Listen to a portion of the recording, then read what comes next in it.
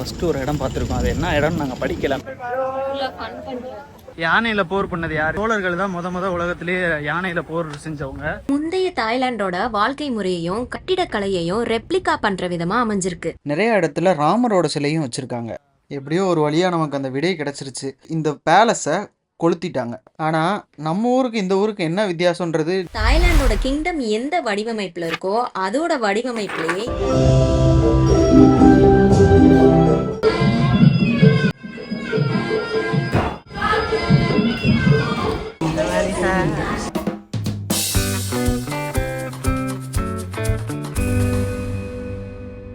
நம்ம இப்போ டிராவல் சீரீஸ்ல ஃபர்ஸ்ட் சீசனோட 8வது எபிசோட்ல தாங்க இருக்கோம். நம்ம முந்தின எபிசோட்ஸ்ல சொல்லியிருந்த மாதிரி ஏன்ஷியன்ட் சிட்டியை பத்தி டீடைல்டா பார்க்க போறோம். வாங்க வீடியோக்குள்ள போலாம். இந்த ஏன்ஷியன்ட் சிட்டி அப்படிங்கிறது என்னன்னா, கிட்டத்தட்ட 300 ஹெக்டேர் பரப்பளவுடைய மிகப்பெரிய ஓபன் ஏர், அதாவது திறந்த வெளி மியூசியம். இந்த ஏன்ஷியன்ட் சிட்டிக்குள்ள என்ன இருக்குன்னா, தாய்லாண்டோட கிட்டத்தட்ட 116 ஃபேமஸான கட்டிடக்கலைகளை எடுத்து காட்டக்கூடிய இடங்களும் நினைவு சின்னங்களும் தாங்க இருக்கு. அது மட்டும் இல்லாம தாய்லாண்டோட கிங்டம் எந்த வடிவமைப்புல இருக்கோ அதோட வடிவமைப்புலயே இந்த மொத்த ஏன்ஷியன்ட் சிட்டியையும் வடிவமைச்சிருக்காங்க. அதோட இந்த மியூசியம்ல இருக்கிற பேலஸ் எல்லாமே முந்தைய தாய்லாண்டோட வாழ்க்கை முறையையும் கட்டிடக்கலையையும் ரெப்ளிகா பண்ற விதமா அமைஞ்சிருக்கு. இவ்வளவு ஒரு பெருமை வாய்ந்த திறந்தவெளி மியூசியத்துக்குள்ள இப்ப நம்ம போயிட்டு இருக்கோம். இப்பதான் மியூசியமோட என்ட்ரன்ஸ்க்கு வந்திருக்கோம். டிக்கெட் கவுண்டர்ல போய் பிசிக்கலா டிக்கெட் வாங்கணுங்கிற அவசியம் எங்களுக்கு கிடையாது. ஏன்னா நாங்க கேலுக்குள்ளே 1 டே ட்ரிப்பா புக் பண்ணிட்டோம். நம்ம கேலுக்குள்ள புக் பண்ணதோட பெரிய பிளஸ் என்னன்னு பாத்தீங்கன்னா, நம்ம கூடயே கைடு வந்துருவாங்க. மீட்டிங் பாயிண்ட் என்ன, எங்க வந்து வெயிட் பண்ணணும்,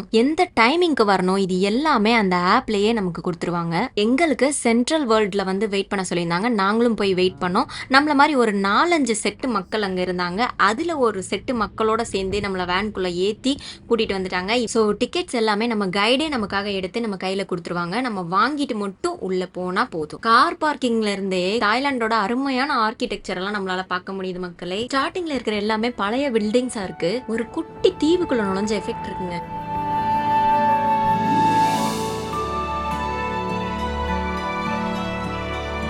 இப்போ நாங்கள் ஃபஸ்ட்டு ஒரு இடம் பார்த்துருக்கோம். அது என்ன இடம்னு நாங்கள் படிக்கல. மேப்பு கொடுத்தாங்க, அந்த என்ன இடம் நாங்கள் படிக்கல. 15 மினிட்ஸ் கொடுத்தாங்க நமக்கு. தங்க கலர்ல தகதகன் மின்னது பாத்தீங்களா, இதுதான் தி பிவிலியன் ஆஃப் த என்லைட்டன்ட். இது ஒரு கிரியேட்டிவ் டிசைன் தாங்க. எந்த ஒரு ஹிஸ்டாரிக் ஸ்ட்ரக்சரையும் பேஸ்ட் பண்ணி இதை கட்டல. ஆனா பார்க்க செம்ம அழகா இருந்துச்சு. ஒரு குறிப்பிட்ட ஏரியா அளவுக்கு ஆர்டிபிஷியலா தண்ணியை நிரப்பி நிலத்துல இருந்து தண்ணிக்கு மேல வரைக்கும் சப்போர்ட் மாதிரி போட்டு ஒரு பேஸ்மெண்ட் மாதிரி கட்டி அதுக்கு மேலதாங்க இந்த பேலஸே இருக்கு. இந்த பேலஸ்குள்ள என்ன இருக்குன்னு பாத்தீங்கன்னா, பழமையான சில சிலைகள் இருக்கு. நல்லா கோல்டன் கலர்ல தகன்னு புத்தா சிலையும் லாஃபிங் புத்தா சிலைகளும் கூட இருக்கு. ஆனா நாங்க போன அன்னைக்கு எங்களால லாஃபிங் புத்தாவை மட்டும் தான் பார்க்க முடிஞ்சது. ஆனா புத்தர் சிலை இருக்கிற சைடு அலோ பண்ணல. மேபி ஏதாவது ஒர்க்கு கூட நடந்துட்டு இருக்கலாம். ஆனா இந்த இடத்துக்குள்ள நீங்க போறதுக்கு முன்னாடி கண்டிப்பா உங்களோட ஸ்லிப்பரை ரிமூவ் பண்ணிட்டு தான் போகணும். ஏன்னா பேலஸ்குள்ள இருக்கிற எல்லா கடவுள்களுமே புனிதமா கருதப்படுறதால நம்மளோட ஸ்லிப்பரை நம்ம கண்டிப்பா ரிமூவ் பண்ணிட்டு தான் உள்ள போகணும். சிலையையோ சிலைக்கு முன்னாடி வச்சிருக்க ஜாடியையோ ஊறுகா ஜாடின்னு நினைச்சு டச் பண்ணி பார்க்க கூடாது. அதுக்காக தான் டு நாட் டச்னு போர்டே வச்சிருக்காங்க. கொஞ்ச நேரம் அந்த இடத்துல உட்காந்து புன்னகை புத்தரோட சேர்ந்து சில புகைப்படங்கள் எல்லாம் எடுத்துட்டு அந்த இடத்த விட்டு நாங்க கிளம்பிட்டோம்.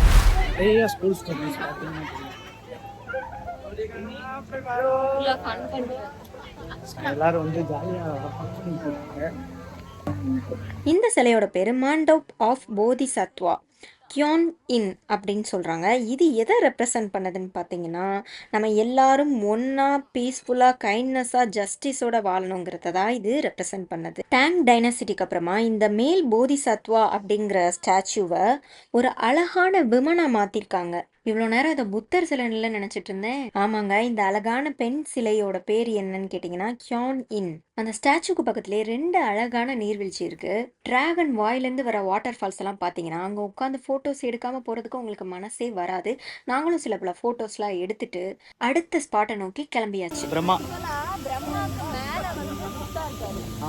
பிரம்மா தான் அது. பிரம்மாக்கு மேலே புத்தா வச்சுருக்காங்க. டோட்டலி பார்த்துட்டோன்னா புத்தரை சம்மந்தப்பட்டது.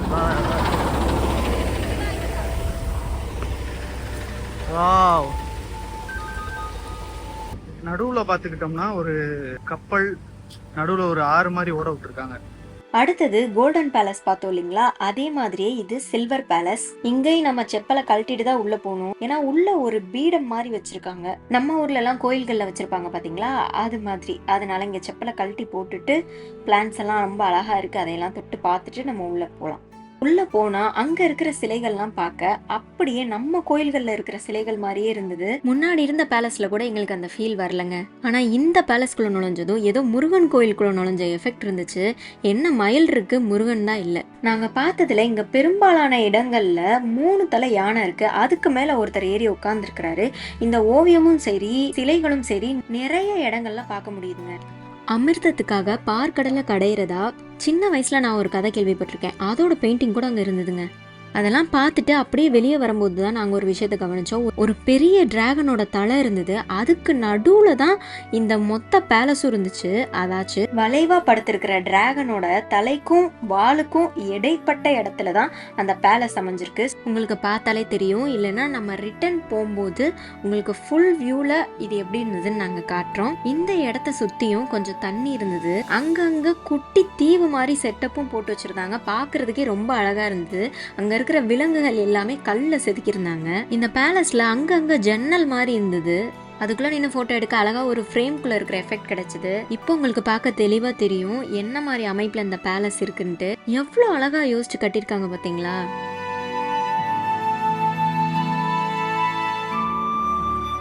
நம்ம போற வழியில பழமையான நிறைய பில்டிங்ஸ் இருந்தாலும் ஒரு சில இடங்களை மட்டும்தான் எங்களால நிப்பாட்டி பார்க்க முடிஞ்சது. ஏன்னா நாங்க சூஸ் பண்ண ஆப்ஷன் அப்படி. இந்த இடம் கிட்டத்தட்ட 10 கிலோமீட்டர். இதை நடந்து போய் கவர் பண்றதுங்கிறது இம்பாசிபிளான ஒரு விஷயம். பைக் கூட நமக்கு ப்ரொவைட் பண்றாங்க, இருந்தாலும் இந்த மண்டைய புழக்கிற வெயில்ல மாங்குன வண்டி ஓட்டுறதுங்கிறது ரொம்பவே கஷ்டமான விஷயம். அதனால நாங்க சூஸ் பண்ண ஆப்ஷன் தான் இந்த கார். கார்ல ஸ்டார்டிங்ல நம்மளை கூட்டிட்டு வந்த மாதிரி எல்லாரையும் மொத்தமா கூட்டிட்டு வர மாட்டாங்க. யாரெல்லாம் இந்த ஆப்ஷனை சூஸ் பண்றாங்களோ அவங்கள தனித்தனியா தான் கூட்டிட்டு போறாங்க. கார்லங்கிறனால ஒரு சில போட்டோ பாயிண்ட் கிட்ட மட்டும் தான் நம்மளை நிப்பாட்டுறாங்க. அதுக்கேத்த மாதிரி தான் ரேட்டும். பைக்கையும் சைக்கிளையும் விட கார் தாங்க ரேட்டு கம்மி. கார் 100 பாட், பைக் 200 பாட், சைக்கிள் 150 பாட். ஏன் காரை விட மற்ற ரெண்டும் அதிகம்னா அதுல நம்மளால நிறைய பிளேசஸ் பார்க்க முடியும், எவ்வளவு வேணா டைம் ஸ்பெண்ட் பண்ணலாம். ஆனா கார் அப்படி கிடையாது. அவங்க ஒரு குறிப்பிட்ட டைம் வச்சிருப்பாங்க, அந்த டைமிங்குள்ள நாம அந்த மீட் பாயிண்ட்ல போய் ரீச் ஆகணும். அங்க பயணத்தோட ஸ்டார்டிங்ல ஒரு கேங்கோட வந்தோம் பாத்தீங்களா, அந்த கேங் கூட போய் நம்மளும் ஐக்கியமாகணும். அதனால ஒவ்வொரு வியூ பாயிண்ட்லயும் எங்களுக்கு இவ்வளோ நேரம்னு குறிப்பிட்ட டைம் கொடுத்தாங்க. நீங்க அப்படி குறிப்பிட்ட டைம்குள்ள வரல, லேட் ஆக்குறீங்க, போட்டோஸா எடுத்து தள்ளிட்டு இருக்கீங்க அப்படிங்கிற பட்சத்துல நெக்ஸ்ட் பிளேஸ்ல உங்களுக்கு அதுக்கான டைமிங்க குறைச்சிருவாங்க. ஸோ பெஸ்ட் என்னன்னு கேட்டீங்கன்னா, நடந்து போக முடியாது, சைக்கிள் இல்லைன்னா பைக் எடுத்துக்கிறது நல்லது. ஆனா இந்த வெயில்ல நீங்க அப்படி போறீங்கன்றது பட்சத்துல மயக்கம் போட்டு விழுகிறதுக்கு கூட சான்சஸ் இருக்கு. ஆனா ஒரு சில ஃபாரினர்ஸ் சைக்கிள் எடுத்துட்டு போறத நாங்களே பார்த்தோம். எப்படிதான் ஓட்டுறாங்கன்னு தெரியல, கஷ்டம்தான். போயிட்டு எத்தனை மணிக்கு வரும்னு தெரியாது. கம்மியான போட்டோஸ் மட்டும் எடுத்துட்டு வரும். அதோ தூரத்துல தெரியுது பாத்தீங்களா ஒரு வெள்ளை மாளிகை, அதுதான் சான்ஃபர்ட் பிரசாத் த்ரோன் ஹால். இதோட பேரு குன் ஃபான் ஹவுஸ். இங்கதான் ஒரு சில கலை நிகழ்ச்சிகள் எல்லாம் நடக்குது. அது ஒரு குறிப்பிட்ட டைம்ல தான் நடக்குதுங்கிறதால நிறைய பிளேசஸ் ஸ்கிப் பண்ணிட்டு எங்களை நேரா இங்க கூட்டிட்டு வந்துட்டாரு எங்க கார் டிரைவர். என்ன மாதிரியான ஷோஸ் எல்லாம் நடக்குதுங்கிறத உள்ள போய் பார்க்கலாம் வாங்க. நம்ம பாக்ஸிங்கா இல்லை டான்ஸா தெரியல, இவங்களோட ட்ரெடிஷ்னல்ல பாக்ஸிங் அடிக்கடி பண்ணுவாங்க போல. டேக் ஆஃப் த ஷூ, ஸ்லிப்பர்ஸை கழட்டிட்டோம்.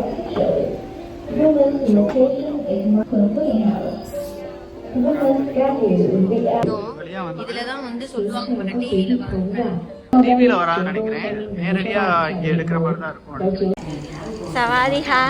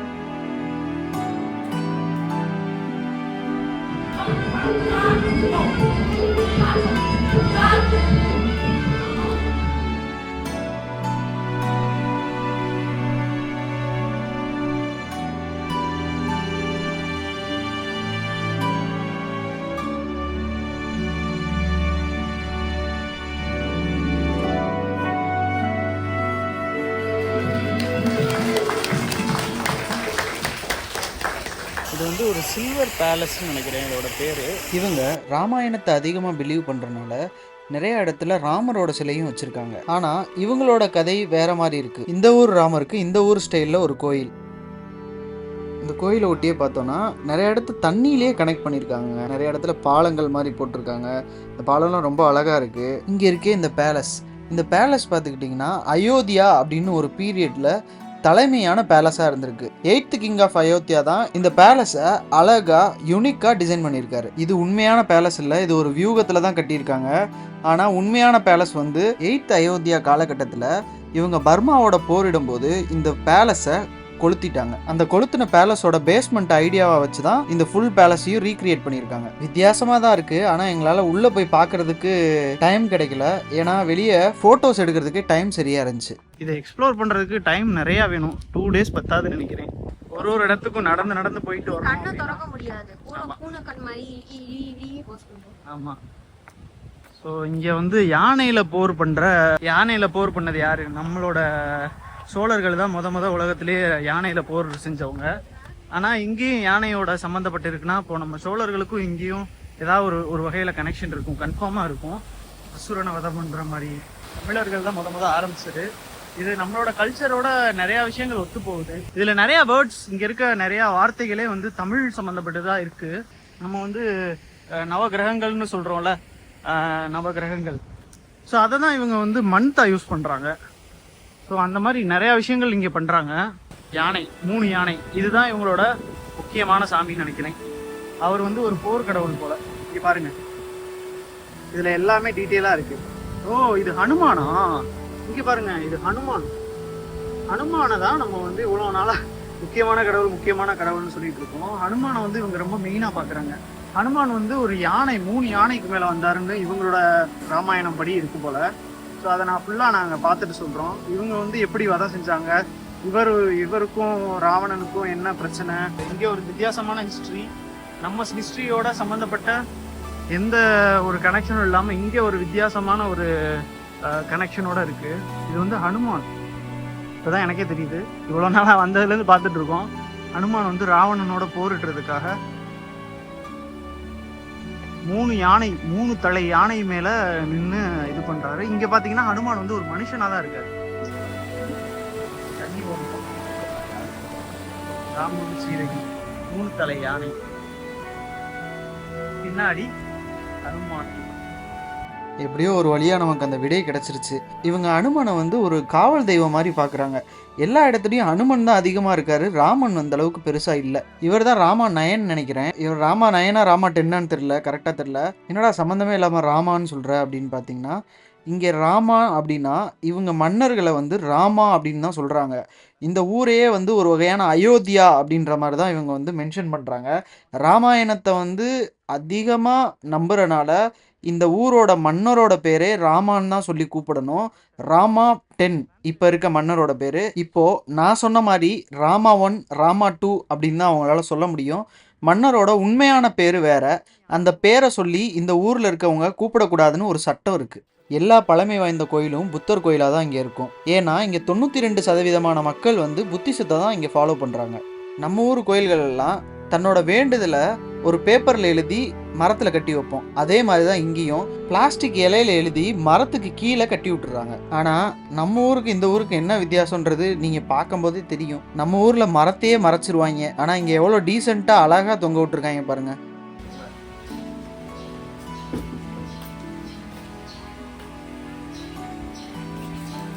பெண்ணை வாங்கி அதில் எழுதி போடணும் போல. எல்லாமே நம்ம ஊர் மாதிரி சிவப்பா இருக்கா.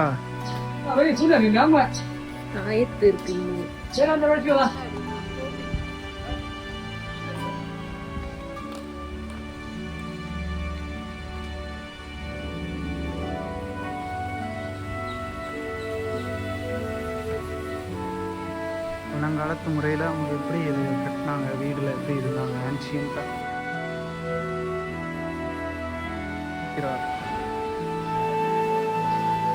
நம்ம சாமிக்கு தண்ணி வைப்போம்ல, அதே மாதிரி தண்ணி வச்சு விளக்கேற்றிருக்காங்க.